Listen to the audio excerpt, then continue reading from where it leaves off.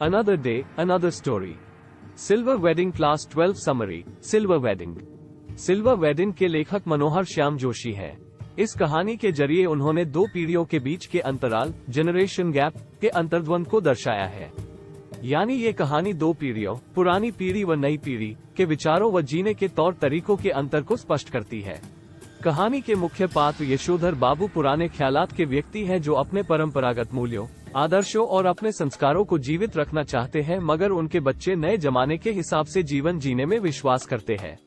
उनकी पत्नी भी समय के साथ साथ अपने आप को बदलकर आधुनिक तौर तरीके अपना चुकी है, लेकिन यशोधर बाबू अपने आप को बदलने को राजी नहीं है और यही बात उनके व परिजनों के बीच टकराव की वजह बन जाती है। यशोधर पंत एक सरकारी दफ्तर में सेक्शन ऑफिसर के पद पर तैनात थे और दिल्ली के गोल मार्केट में रहते थे। वो पुरानी मान्यताओं व विचारधारा को मानने वाले सीधे सरल व्यक्ति थे, मगर उनके परिवार के सभी सदस्य आधुनिक जीवन शैली अपना चुके थे। यहाँ तक कि उनकी पत्नी, जो कभी पूर्ण रूप से उन्हीं की तरह संस्कारी थी, अब उसने भी बच्चों की मर्जी के अनुसार आधुनिक तौर तरीके अपना लिए थे और मॉडर्न बन चुकी थी। इसी कारण यशोधर बाबू का अपने परिवार वालों के साथ मतभेद चलता रहता था। यशोधर बाबू अपनी मॉडर्न पत्नी का शायनल बुढ़िया, चटाई का लहंगा और बूढ़ी मुँह मुहा से लोग करे तमाशे कहकर मजाक बनाते थे। यशोधर बाबू के 3 बेटे और 1 बेटी थी। सबसे बड़ा बेटा भूषण 1500 रुपए प्रति माह के वेतन पर एक विज्ञापन कंपनी में काम करता था। दूसरा बेटा IAS की तैयारी कर रहा था और तीसरा बेटा स्कॉलरशिप लेकर अमेरिका जा चुका था। बेटी डॉक्टरी की पढ़ाई के लिए अमेरिका जाना चाहती थी, इसीलिए वह विवाह के लिए तैयार नहीं थी। कहानी की शुरुआत करते हुए लेखक कहते हैं कि यशोधर बाबू अपने दफ्तर में बैठे हुए अपनी घड़ी को देखते हैं, जो उस वक्त ठीक शाम के 5:25 बजा रही थी।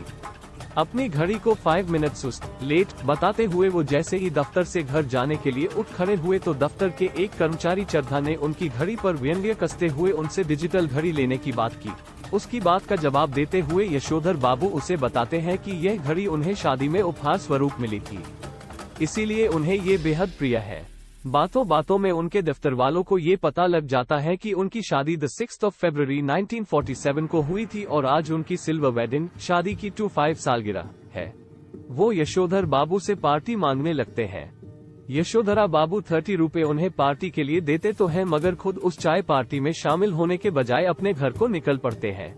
अचानक यशोधरा बाबू को किशन दा यानी बड़ा भाई की याद आती है, जो ऑफिस में चाय पानी पीने, गप्पे लड़ाने को समय की बर्बादी मानते थे।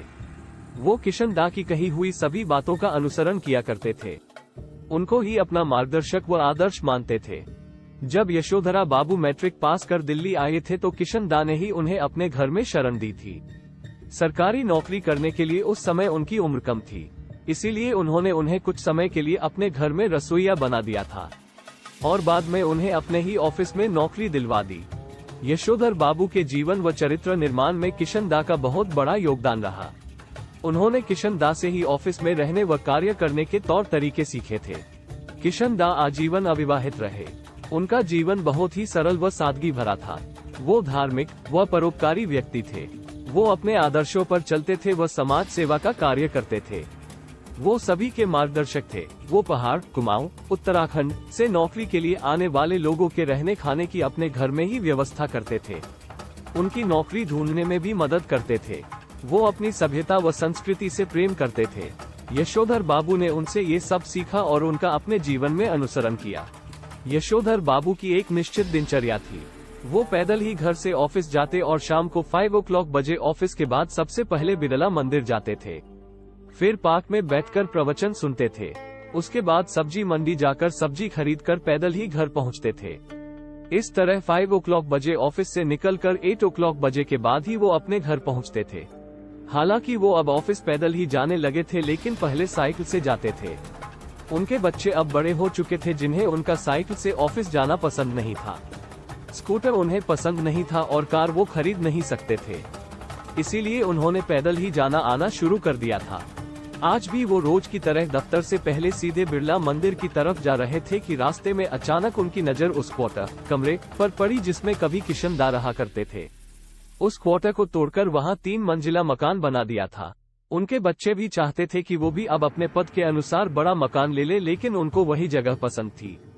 इसीलिए वहां से कहीं और नहीं जाना चाहते थे। यशोधर बाबू व उनके बच्चों के बीच अक्सर विचारों का टकराव चलता रहता था। ऐसे में कभी कभी वो सोचते थे कि काश किशन दा की तरह वो भी अविवाहित रहते और समाज सेवा में अपना जीवन लगा देते हैं। लेकिन फिर उन्हें उनके रिटायरमेंट के बाद का समय याद आता है, जब किशन दा को किसी ने सहारा नहीं दिया और वो गांव चले गए जहां उनकी 1 साल के बाद मृत्यु हो गई। इस प्रकार यशोधर बाबू के मन के भीतर विचारों का अंतर्द्वंद चलता रहा था।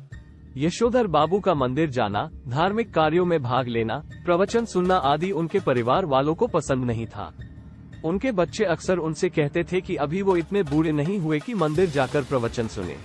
यशोधर बाबू मंदिर जाने के बाद प्रवचन सुनने तो बैठ गए, लेकिन आज उनका प्रवचन में बिल्कुल भी मन नहीं लग रहा था। उनके दिमाग में कई तरह के ख्याल आ और जा रहे थे। इसीलिए वो प्रवचन से उठकर सब्जी मंडी की तरफ निकल पड़े। तभी उन्हें याद आया कि उनके बेटे बाजार से सामान लाने के लिए नौकर रखने को कहते हैं, मगर खुद जाना पसंद नहीं करते हैं। उनका बड़ा बेटा तो उन्हें अपना वेतन तक नहीं देता है। अपने पैसों व अपनी मर्जी से घर का सामान खुद ही खरीद कर लाता है और फिर सबको उस सामान का रौब दिखाता है। सब्जी मंडी से सब्जी लेकर जब यशोधर बाबू घर पहुंचे तो देखा कि उनका बेटा उनके घर के बाहर अपने बॉस को विदा कर रहा था और घर से अन्य लोग भी विदा ले रहे थे। घर में पार्टी चल रही थी। पहले तो उन्हें कुछ समझ नहीं आया। बाद में भूषण ने उन्हें शिकायत करते हुए बताया कि उनके घर में उनकी सिल्वर वेडिंग की पार्टी चल रही है और वो ही इतनी देर से आ रहे हैं। ये सब सुनकर यशोधर बाबू को बहुत दुख हुआ, क्योंकि किसी ने भी उन्हें पार्टी के आयोजन के बारे में कुछ नहीं बताया था।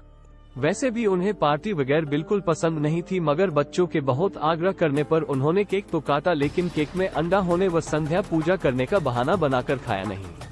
और वो वहां से उठकर संध्या पूजा करने चले गए और तब तक पूजा स्थल पर ही बैठे रहे जब तक सारे मेहमान घर से विदा नहीं हुए। मेहमानों के चले जाने के बाद पत्नी के बुलाने पर जब वो बैठक में आए तो उनके बड़े बेटे ने उन्हें ऊनी ड्रेसिंग गाउन गिफ्ट किया और कहा कि वो उसे ही पहनकर कल से सुबह दूध लेने जाया करे। लेकिन यशोधर बाबू ये सोच रहे थे कि काश उनका बेटा उन्हें ड्रेसिंग गाउन देने के बजाय उनसे कहता कि कल से वह उनकी जगह दूध लेकर आया करेगा।